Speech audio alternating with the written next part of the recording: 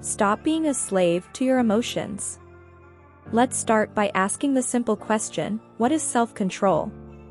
Self-control can be seen as a type of executive function that involves initiating behavior with the intention of achieving a goal. A person can have self-control for some activities, but not for others. The ability to delay gratification, like eating your favorite dessert when you followed your diet for the day, rush out to get junk food after you exercised, is closely linked with self-control. This is because one needs to have control over their impulses in order to resist temptations and urges. Self-control is the capacity to regulate one's emotions, behavior, or desires in the face of temptations and impulses that might be contrary to one's values or best interests. But how do we do that? Today we will cover how to develop self-control with 5 simple steps. 1. Take time to reflect on what changes you want to make in your life and why you want those changes. Reflecting on the changes you want to make in your life and why you want those changes can often be difficult. But it's an important first step to making any changes, so try to find time for these reflection sessions. 2. Set realistic goals that progress can be clearly measured. Goals are a means of providing clarity and direction. They motivate people to work hard and help them focus on the task at hand. But goals can also be unrealistic and lead to disappointment when they are not achieved.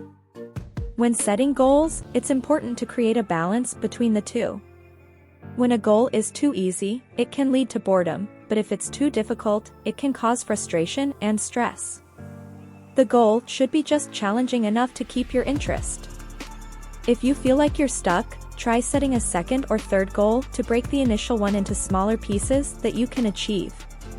It's important to also keep your long-term and short-term goals in balance. It's easy to focus on the near-term goals at the expense of long-term ones, and vice versa. The sense of success and happiness when you achieve your goals will result in confidence. Moreover, it will help to develop your sense of self-control.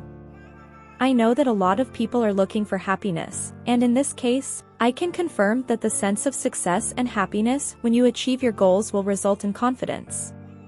Moreover, it will help to develop your sense of self-control.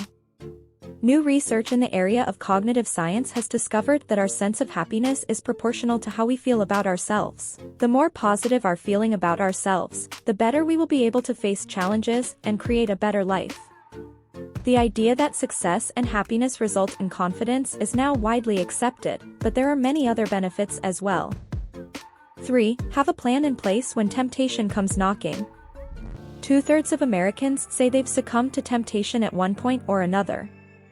And there's a reason why. Temptation is often disguised as opportunity, an opportunity to be happy, successful, loved. But temptation is a sneaky little thing.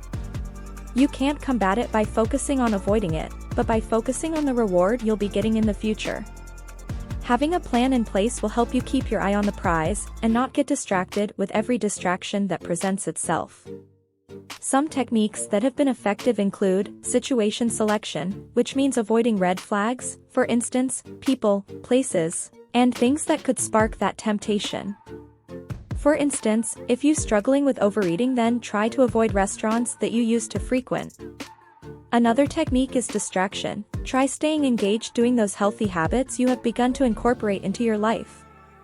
You can try situation modification, which means making changes to the situation you find yourself in to reduce harm to yourself. Try connecting with people that are making the same changes you are.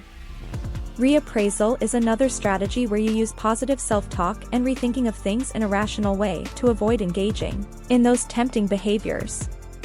There is a technique that substance abuse therapists use called urge surfing that has had success in combating temptation. This technique can help the person to work through their urges, control the craving and respond to it in a less harmful way. In this technique, the therapist uses a few different strategies to help the client.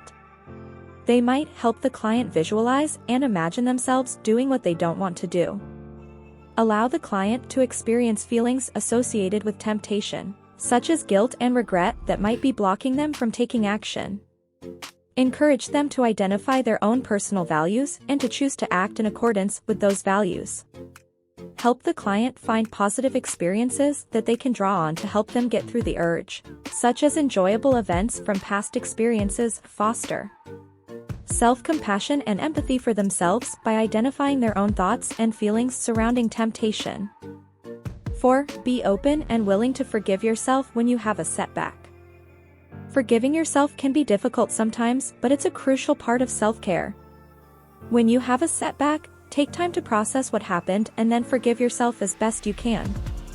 It may be helpful to think about what you could do differently in the future. Focusing on the failure will foster negative thinking and damage the progress you are making to practice better self-control.